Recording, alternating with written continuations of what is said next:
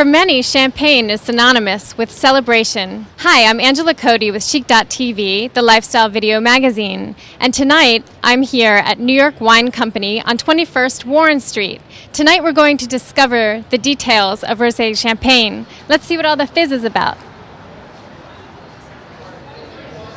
I'm here at New York Wine Company with the director of the Office of Champagne. And your name, please? Sharon Castillo.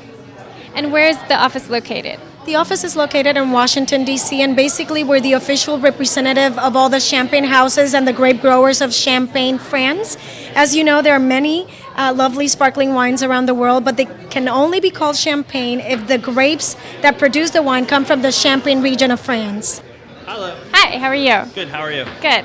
What's your name? I'm Rob Allen, one of the managing partners of New York Wine Company. Wonderful. Can you tell us a little bit about your store? It doesn't look like the typical wine store to me. No.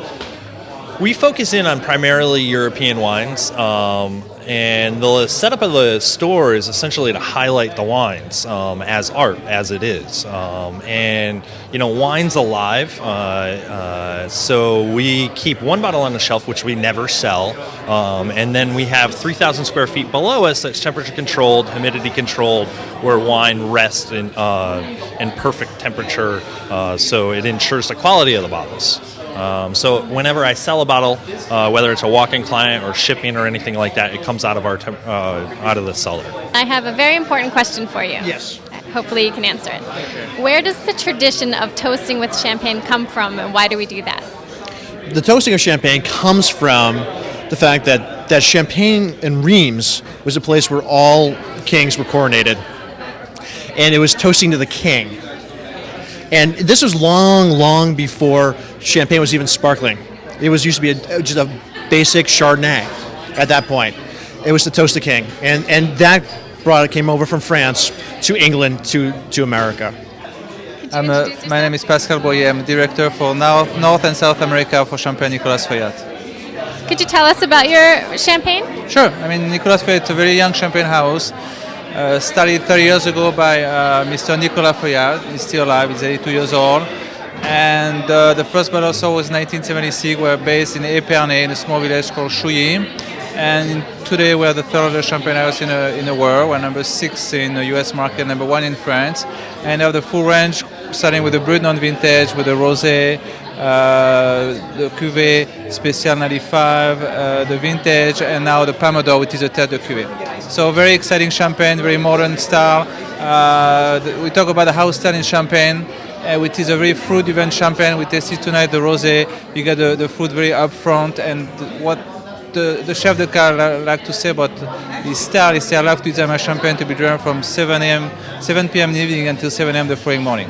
So it's very exciting champagne, and we are growing and happy to have new consumer. The wines that we carry are mostly small producers that don't necessarily make a lot, and maybe some of them may have a brand name.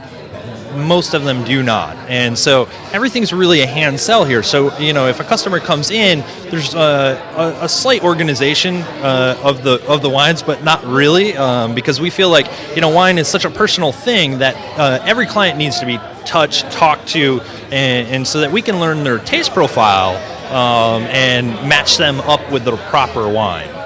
And what led you to hosting the Rosé event this evening?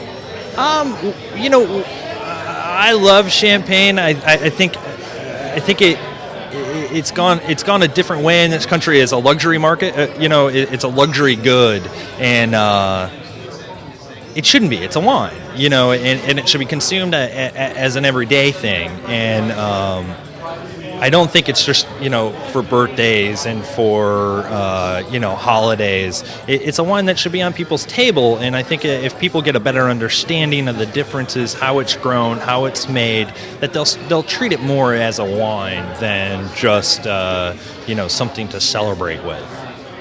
And why do we drink champagne from flutes?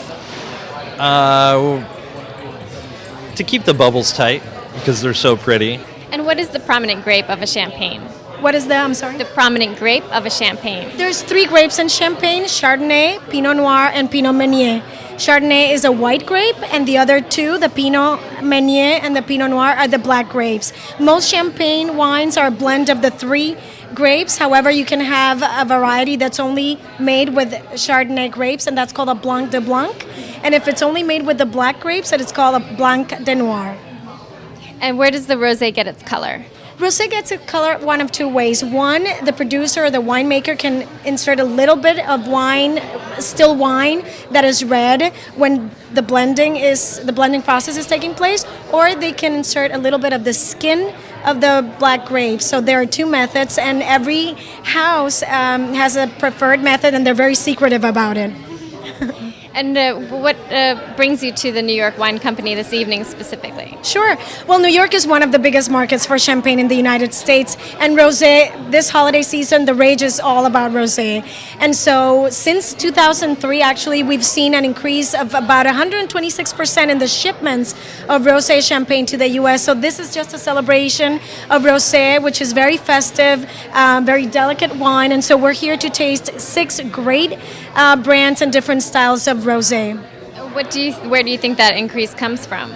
I think it's a popularity. I think people are very mystified by the different hues of pink in rosé. It's also a very delicate wine, and I think women are very attracted to rosé. So it has a little bit to do, I think, with the increase of women drinking wine and making more decisions about purchasing wine. And so naturally, rosé has a special connection to women. And so would you consider rosé being a woman's drink?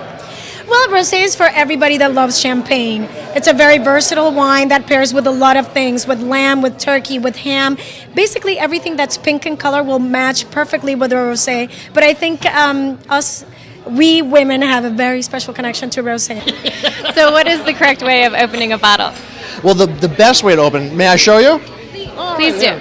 Well, the best way to open, I'm not going to open the bottle, but is to make sure, the one, you're not pointing it at somebody, and when you open it, twist the bottle slowly, and it will pop, right? You do not want it to explode everywhere, right? It's great on TV, but it's really, then you lose all your wine on the floor, not so much fun.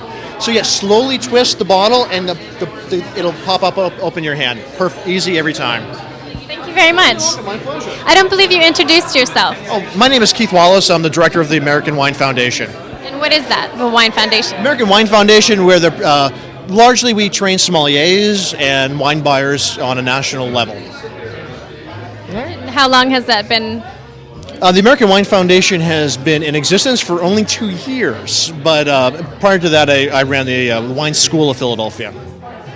Excellent. All right, thank you. You seem to know a little bit. One would expect, one would hope. Thank you. Can you explain to us why some champagnes are more effervescent than others? Where the bubbles come from? I think all the champagne are the same effervescence. If you look at, I think when you taste champagne, the quality of the bubble, obviously, and the finest will be with all the champagnes, Piemonte, Monolise. But also you have to look at the quality of the glass and which glass you use to drink champagne. It is sometimes key because people say there is no bubble and therefore is not champagne. It comes from the quality of the glass. But the finest bubble will be fine with vintage champagne. With champagne, you're gonna spend more than 3, 4, 5, 6 years on the lease, and then you gotta get really fine champagne, which is a proof of quality for great champagne. And why is the champagne flute the glass of choice for drinking champagne? Because it's the way it was designed. I mean, you get the Bordeaux glass, you get all the aroma. It's try to extract the bubble, help to go up, and to get a better flavor. Champagne. When you think champagne, there is 2 words. There is acidity, no champagne, and supplies. And because champagne is a wine, I mean, has been mentioned tonight, and they go with any kind of food. I mean, I'm from Bordeaux. The champagne is the only wine you can drink with every kind of food for the meal, because of the acidity. And the other word is supplies. I mean, if you look at the Champagne appellation, it's a very small area, 30,000 acres. Everything is planted, and the category is growing, but the appellation is not growing. So, to remember something about champagne, it's acidity and supplies. Then you add up 90% of champagne. One more question. Do you age champagnes as you would a red wine, for example? You do, because it's a wine. I mean, when you think champagne, you think Pinot Noir, Pinot Meunier, 60% red grapes and 30% white grapes is Chardonnay. And for the what we call tête de cuvée, such as Palme d'Or for Champagne Nicolas Feuillade, spend 6 years on the lees. It can age, 10, 20, 25 years. So because of the wine, because it spent time on the lees, and because of the complexity, a champagne can age easily, absolutely. Well, this is produced, usually when rosés are produced, and most of them are, you add the Pinot Noir in the end, a little bit in the end to give it the rosé color. But here, what you have is something called Saignée, to bleed off. This is a wine that is still created, almost no one else does this, where actually they bleed off some of off the skins to create this rosé color. And you can notice that the color here is quite a bit different than any of the others. It has a much darker, richer, almost a strawberry hue.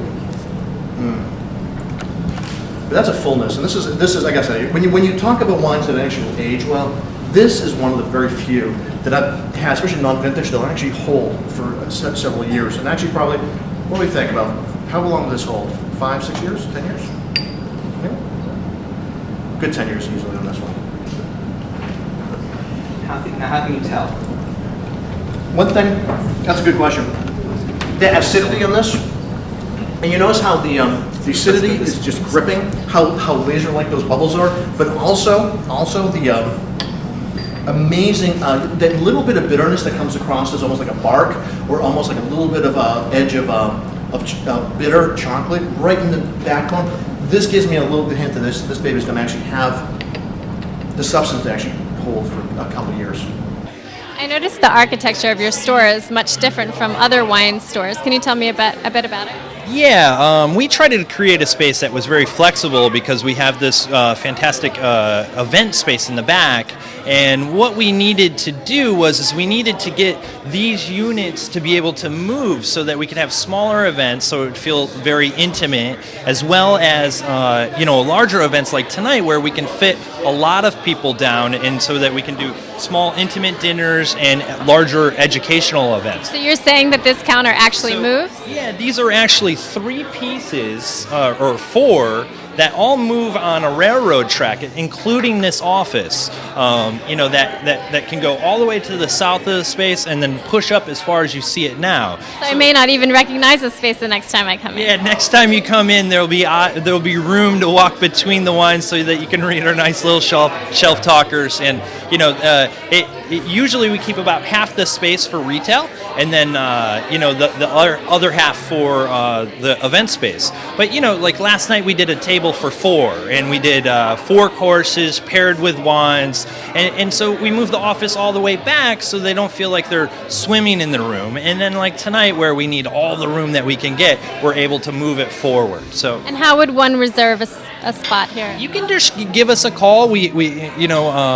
It's a private room, so it would be all for you, and it can be as educational or informal as you would like it to be. And we have a classically trained French chef on staff that is. I noticed a kitchen in the back. This is definitely not your typical wine store. Yeah, we did a partnership with Sub-Zero Wolf because temperature control is so important to me that the wines are alive. So I figured Sub-Zero is a perfect thing for us, and then they decided that we should have a kitchen, and I said yeah, because food and wine goes hand in hand. What a wonderful idea. Do you have a website? Yeah, it's NewYorkWineCompany.com or NYWineco.com.